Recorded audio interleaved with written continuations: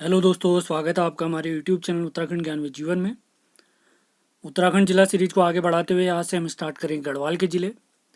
इससे पहले जिला सीरीज के 6 वीडियो में हमने कुमाऊं के सभी ज़िले कंप्लीट कर दिए हैं, जिनके लिंक मैंने डिस्क्रिप्शन में दिए हुए हैं। इसी के साथ अजय रावत जी की सीरीज यानी आगामी जो हमारी परीक्षाएँ होने वाली है उत्तराखंड के लिए, उसके लिए सारी इंपॉर्टेंट सीरीज जो हमने कंप्लीट कराई हैं उनके लिंक डिस्क्रिप्शन में हैं। उनको आप लोग ज़रूर देखें। टेलीग्राम चैनल को हमारे ज्वाइन करें और पीडीएफ आदि के लिए आप इस नंबर पर संपर्क कर सकते हैं जो हमने आपको दिया हुआ है। तो आज का टॉपिक है हमारा जिला रुद्रप्रयाग। तो आगे बढ़ने से पहले कुछ इंपॉर्टेंट जानकारी मैं आपको दे देता हूं जो आगामी उत्तराखंड पुलिस पटवारी और फॉरेस्ट गार्ड आदि परीक्षाओं के लिए कुछ इंपॉर्टेंट नोट्स की पीडीएफ हमने तैयार की हैं। इनमें से अजय रावत जी के नोट्स, अजय रावत के प्रैक्टिस सेट, ये इनके वीडियो ऑलरेडी मैं कंप्लीट करा चुका हूँ। उत्तराखंड जिला सीरीज नोट्स के 7वां वीडियो आज चल रहा है और प्रैक्टिस सेट इसके बाद स्टार्ट करे जाएंगे। तो ये 4 पीडीएफ, इसके साथ आधुनिक भारत के पीडीएफ, उनके प्रैक्टिस सेट, ये हमारे पास अवेलेबल हैं। अगर आपको ये पीडीएफ चाहिए तो कुछ नॉमिनल फ़ी आपको पे करनी होगी। उसके बाद ये पीडीएफ आपको आपके टेलीग्राम नंबर पर सेंड कर दी जाएगी। वीडियो हमेशा हमारे यूट्यूब चैनल उत्तराखंड ज्ञान व जीवन में आपको फ्री में प्राप्त होंगी, उसकी चिंता बिल्कुल न करें। वीडियो लगातार आते रहेंगे। और इसी के साथ हमारे कुछ जीके के प्रैक्टिस सेट कराना मैंने स्टार्ट करा दिया है, जिसमें हमने इतिहास और एक और वीडियो देख लिया है। तो उसी के साथ एक और वीडियो कल आएगा आपके लिए प्रैक्टिस सेट वाला, उसको ज़रूर देखें रात 8 बजे। और उसके बाद अगला वीडियो हम जिला सीरीज का ही देखेंगे। तो बाकी डिटेल आपको धीरे धीरे बता दी जाएगी। तो कल रात 8 बजे आपके लिए एक प्रैक्टिस सेट आएगा, उसके लिए तैयार रहें आप लोग। और उसके अगले दिन आपके लिए जिला सीरीज का वीडियो आएगा, अगला वीडियो। तो नोट्स अगर आपको चाहिए तो इस नंबर पर संपर्क करें। और वीडियो आप नोट्स में अगर माना कोई फैक्ट कंप्लीट नहीं रहता है या मैं बता नहीं पाता हूँ तो, या लिखा नहीं होता है, तो वीडियो के माध्यम से आपको एक्स्ट्रा फैक्ट भी आपको पता चल जाएंगे, कहानी भी पता चल जाती है। तो विदाउट वेस्टिंग टाइम स्टार्ट करते हैं। सबसे पहले एज यूजुअल उत्तराखंड का मैप देखेंगे। तो उत्तराखंड के मैप की तरफ अगर हम जाते हैं तो सबसे पहले हमने इसमें रुद्रप्रयाग देखना है। तो ये वाला इलाका जो आप देख रहे हैं ये हमारा रुद्रप्रयाग है। तो रुद्रप्रयाग की सीमा किसके साथ लगती है? टिहरी, उत्तरकाशी, चमोली और इसके बाद पौड़ी गढ़वाल, यानी चारों ओर ये अपने जिलों से घिरा हुआ है। तो उत्तराखंड के 4 जिले मैंने आपको बताए थे जिनका कोड है ब्रैट, BRAT। बागेश्वर, रुद्रप्रयाग, अल्मोड़ा और टिहरी गढ़वाल, ये 4 जिले ऐसे हैं जिन्हें आंतरिक जिले या लैंड लॉक्ड जिले भी कहा जाता है। यानी ये न अंतर्राष्ट्रीय सीमा बनाते हैं न अंतर राज्य सीमा बनाते हैं, यानी किसी देश से भी सीमा नहीं लगेगी इनकी और किसी राज्य से भी सीमा नहीं लगेगी। उत्तराखंड में हमारे यहाँ 2 जिले ऐसे हैं जहाँ पर विधानसभा में कोई भी सीट आरक्षित नहीं है। तो रुद्रप्रयाग उनमें एक है। रुद्रप्रयाग और चंपावत में कोई भी सीट आरक्षित नहीं है, यह आपने ध्यान देना है। क्षेत्रफल, सबसे कम क्षेत्रफल में अंतिम नंबर यानी 13वें नंबर पे आता है हमारा चंपावत और 12वें नंबर पे आता है, आपने ध्यान देना है, रुद्रप्रयाग। अगला फैक्ट आपको बताएं तो सबसे कम कृषि योग्य भूमि अगर पूछा जाता है, सबसे कम कृषि योग्य भूमि हमारे उत्तराखंड में कहाँ है? तो रुद्रप्रयाग में है। अगर पूछा जाए सर्वाधिक हिंदू आबादी प्रतिशत के हिसाब से किस जिले में है, तो हमारे रुद्रप्रयाग में है, रुद्रप्रयाग। उम्मीद है सारे फैक्ट आपके क्लियर हो रहे होंगे, आपने नोट्स ज़रूर बनाने हैं। तो देखते हैं आगे। तो रुद्रप्रयाग के बारे में अब बेसिक जानकारी देखना स्टार्ट करते हैं। मैप हमने देख लिया है। तो रुद्रप्रयाग का गठन हमने याद रखना है 16 सितंबर 1997 को हुआ है। किससे अलग होकर? टिहरी, पौड़ी और चमोली। आप लोग के लिए एक सवाल है, आपने 2 जिलों के नाम बताने हैं जो 1997 में और बने थे। इसी के साथ अगले फैक्ट की तरफ बढ़ते हैं। रुद्रप्रयाग तहसील बनी 1989 में। नगर पंचायत हमारा रुद्रप्रयाग बना है 2002 में और रुद्रप्रयाग नगर पालिका बनी है 2006 में।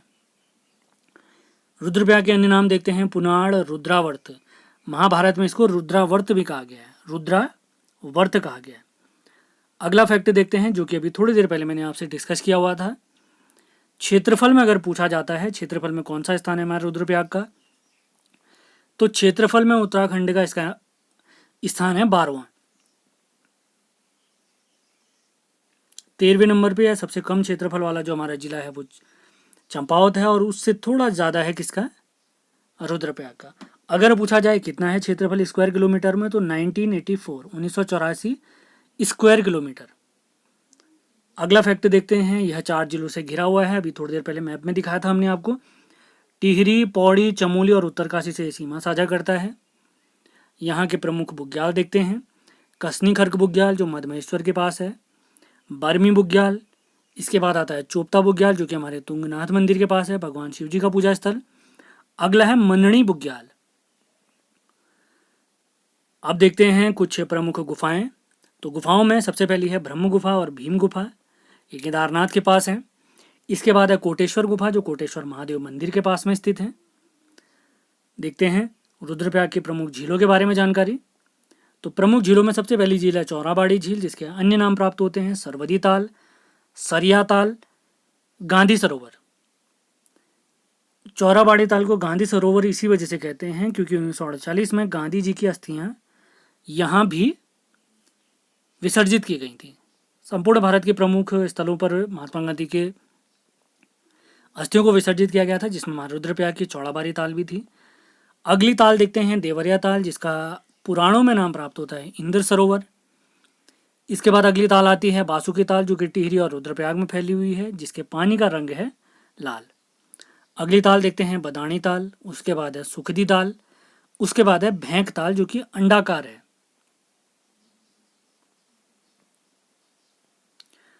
अब देखते हैं प्रमुख कुंड। सबसे पहला है गौरी कुंड जो कि गर्म जल का है। इसके बाद है पार्वती कुंड, इसके बाद है नंदी कुंड जो कि ठंडे पानी का कुंड है। इसके बाद सरस्वती कुंड, और ये कुंड हमारा त्रिजुगी नारायण मंदिर के पास में स्थित है। अगला कुंड देखते हैं हंस कुंड, इसके बाद है रंभा या रेतस कुंड, उसके बाद अमृत कुंड, और उसके बाद है भौरी अमोला कुंड, भौरी अमोला कुंड। अब देखते हैं प्रमुख मंदिरों के बारे में। सबसे पहले मंदिर है केदारनाथ, उसके बाद तुंगनाथ, मधमहेश्वरनाथ, इसके बाद आता है अर्धनारेश्वर मंदिर जो कि हमारे गुप्तकाशी के पास है, उसके बाद विश्वनाथ मंदिर जो गुप्तकाशी के पास है। इसके बाद कालीमठ सिद्धपीठ है, यहीं पर कालिदास जी का जन्म भी हुआ था। कालीमठ सिद्धपीठ के पास एक स्थल है कविल्टा के पास। उसके बाद है कोटेश्वर महादेव, इसके बाद आता है बाणासुरगढ़ जो कि गुप्तकाशी के पास में है। अगला मंदिर है हरियाली देवी मंदिर, और उसके बाद है ओंकारेश्वर मंदिर जो कि हमारे शंकराचार्य जी ने स्थापित करवाया।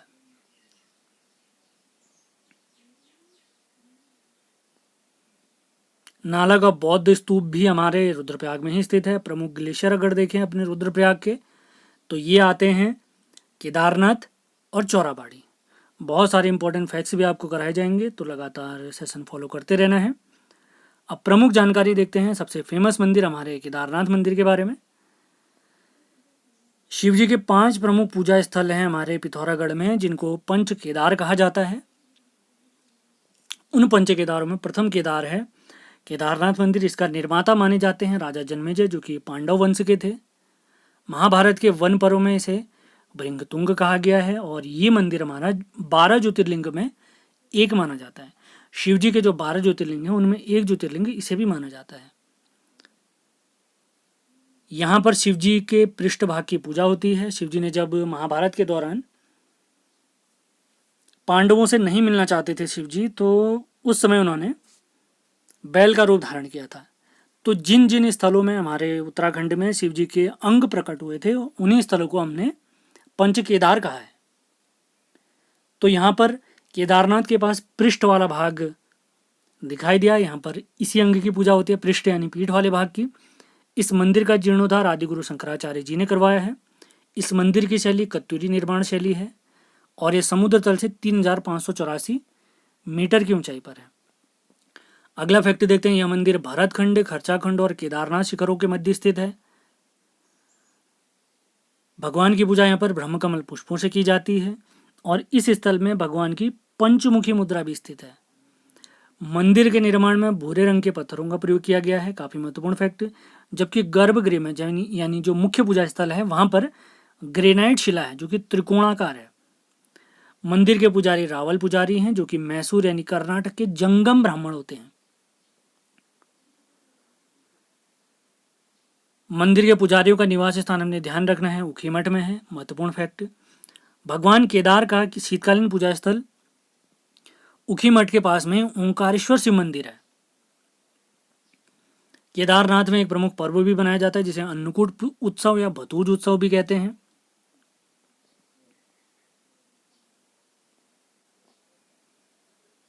केदारनाथ मंदिर का पुनर्निर्माण अगला फैक्ट है, महत्वपूर्ण फैक्ट, रानी अहिल्याबाई होलकर जी ने 18वीं सदी में करवाया था। अगला फैक्ट देखते हैं, केदारनाथ मंदिर समिति का मुख्यालय है हमारे ऊखीमठ में, जिसका गठन 1948 में हुआ था। तो ऊखीमठ में क्या है, जो हमारे मंदिर के पुजारी हैं वो ऊखीमठ में रहते हैं। शिव जी का शीतकालीन पूजा स्थल यानी केदारनाथ का शीतकालीन पूजा स्थल वो भी ओंकारेश्वर मंदिर ऊखीमठ में है। और मंदिर समिति, केदारनाथ मंदिर समिति का मुख्यालय भी ऊखीमठ में है। कब से? 1948 से। उम्मीद है सारे फैक्ट आपके क्लियर हो रहे होंगे। लगातार फॉलो करते रहना है सीरीज आपने। सेशन पसंद आता है तो लाइक और शेयर ज़रूर करें। डिस्क्रिप्शन ज़रूर चेक करें, बहुत सारे इंपॉर्टेंट लिंक आपको दिए गए हैं। पसंद आए तो शेयर ज़रूर कर दें। अब देखते हैं केदारनाथ के पास के प्रमुख स्थल। सबसे पहला है शिव कुंड, उसके बाद है रुधिर कुंड जहाँ पर लाल रंग का पानी है। इसके बाद है अमृत कुंड, उसके बाद रेतस व हंस कुंड, उसके बाद उदक कुंड। मंदिर के पास ही महाशिला या भैरव छाप स्थित है। आदि गुरु शंकराचार्य की समाधि भी यहीं केदारनाथ में स्थित है। राहुल सांकृत्यायन जी, जो कि हमारे प्रसिद्ध इतिहासकार, प्रसिद्ध लेखक हैं, इनके अनुसार यह मंदिर 12वीं से 13वीं शताब्दी के बीच का बना हुआ है। 12वीं से 13वीं शताब्दी के बीच में। अभी मैंने आपको शिव जी के पूजा स्थलों के बारे में जानकारी दी थी।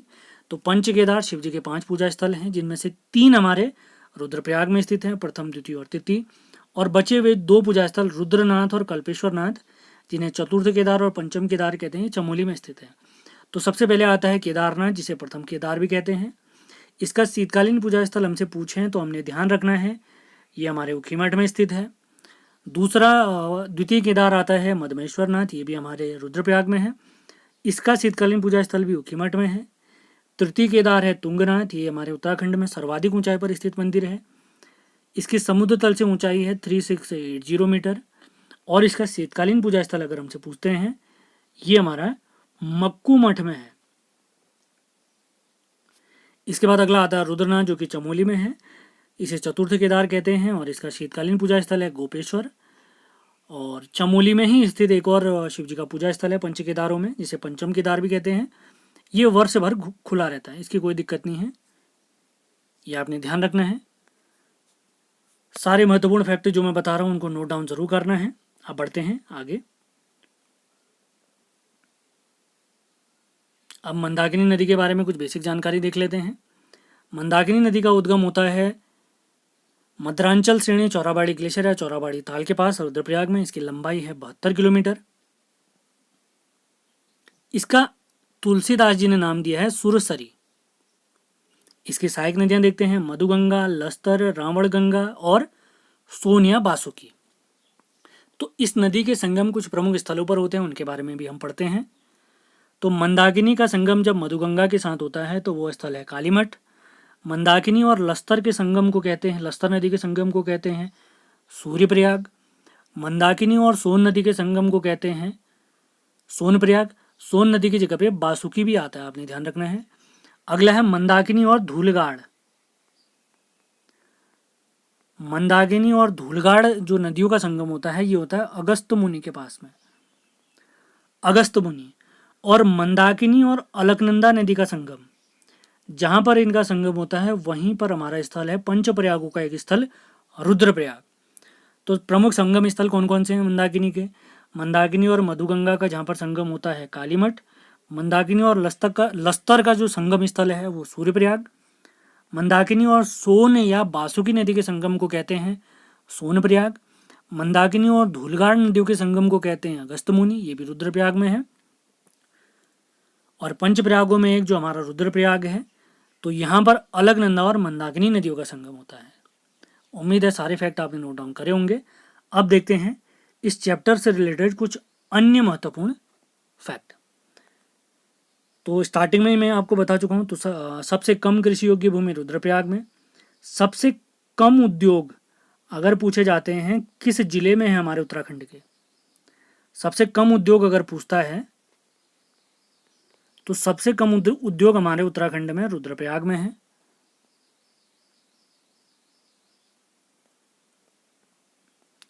अगले फैक्ट की तरफ बढ़ते हैं। हिंदू आबादी भी सर्वाधिक यहीं पर है हमारे रुद्रप्रयाग में। और पुरुष साक्षरता में भी नंबर 1 अगर पूछा जाता है रुद्रप्रयाग है। 2011 की जनगणना के अनुसार कितने प्रतिशत पुरुष साक्षरता है यहाँ पर? 93.90%। उत्तराखंड में सबसे ज़्यादा ग्रामीण आबादी हमारे बागेश्वर में निवास करती है, जबकि दूसरे स्थान पर सबसे ज़्यादा ग्रामीण आबादी निवास करती है कहाँ पर? और रुद्रप्रयाग में। अगले फैक्ट की तरफ बढ़ते हैं। कुछ प्रमुख व्यक्तियों के बारे में यहाँ की जानकारी ले लेते हैं। सबसे पहले व्यक्ति है जगत सिंह चौधरी। जगत सिंह चौधरी जिन्हें जंगली भी कहते हैं, इनकी उपाधि है जंगली।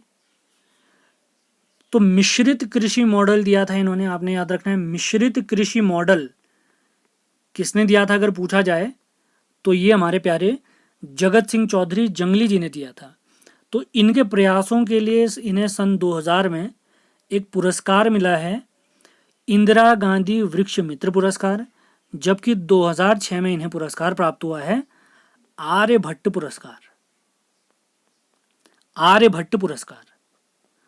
तो जगत सिंह चौधरी जी की उपाधि है जंगली। मिश्रित कृषि मॉडल इन्होंने दिया हुआ है। सन 2000 में इन्हें इंदिरा गांधी वृक्ष मित्र पुरस्कार प्राप्त हुआ है, जबकि 2006 में इन्हें आर्यभट्ट सम्मान प्राप्त हुआ है। अगले व्यक्ति देखते हैं हमारे यहाँ के और रुद्रप्रयाग के हरिदत्त भट्ट शैलेश। हरिदत्त भट्ट शैलेश, इनका जन्म हुआ है 1926 में भटवाड़ा गांव और रुद्रप्रयाग में। इनकी पुत्री फेमस कलाकार हैं हिमानी शिवपुरी। हिमानी शिवपुरी आपने ध्यान रखना है। 19 सितंबर को जब इनका निधन हुआ था, तो 19 सितंबर को हमारे उत्तराखंड में इन्हीं की पुण्यतिथि को उत्तराखंड साहित्य दिवस के रूप में मनाया जाता है। 19 सितंबर उत्तराखंड साहित्य दिवस। हरिदत्त भट्ट शैलेश। इनकी कुछ किताबों के बारे में देख लेते हैं, जैसे शिखर और शिखर, इनकी किताब है शिखर और शिखर। अगली किताब देखते हैं आगे और आगे, ये भी इन्हीं की किताब है आगे और आगे। अगली किताब है इनकी अभियान और अभियान, अभियान और अभियान। अगली किताब है इनकी प्रमुख किताब घाट घाट का पानी, घाट घाट का पानी। मैं रिपीट कर रहा हूं, आपने जरूर लिखना है। इनका एक नाटक है स्नो एंड स्नो, जिसको बीबीसी ने भी प्रकाशित किया है, स्नो एंड स्नो, याद रखना है। बीबीसी ये ब्रिटिश ब्रॉडकास्टिंग चैनल है अंग्रेजों का, यानी इंग्लैंड का। तो इनकी रचनाएं क्या हैं हरिदत्त भट्ट शैलेश की? शिखर और शिखर, आगे और आगे, अभियान और अभियान, घाट घाट का पानी and snow and snow, snow and snow. उम्मीद है आज का लेक्चर आपको पसंद आया होगा।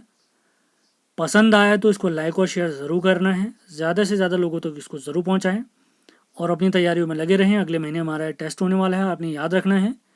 कौन सा टेस्ट है? फॉरेस्ट गार्ड का। तो लगातार तैयारी में लगे रहेंगे, उसी की तैयारी के साथ साथ आपकी पुलिस की तैयारी भी हो जाएगी। बाकी हमारी परीक्षाओं के लिए कुछ महत्वपूर्ण नोट्स का संकलन जो मैंने आपको बताया था, अजय रावत जी के नोट्स, प्रैक्टिस सेट, उत्तराखंड जिला नोट्स, उसके प्रैक्टिस सेट। अजय रावत के प्रैक्टिस सेट में 250 सवाल हैं, जबकि उत्तराखंड जिला सीरीज में भी 250 सवाल हैं। अगर ये PDF आपको चाहिए, नॉमिनल फीस आपको पे करनी पड़ेगी। इस नंबर पे आपने संपर्क करना है 7895127508। और वीडियो आपको इसकी कंप्लीट वीडियो प्राप्त होगी। वीडियो में एक्स्ट्रा फैक्ट भी मिलेंगे। वीडियो हमेशा फ्री रहेगी, उसकी चिंता बिल्कुल न करें, लेकिन नोट्स के लिए आपको पे करना होगा। तो इसी के साथ आज का हमारा लेक्चर समाप्त होता है।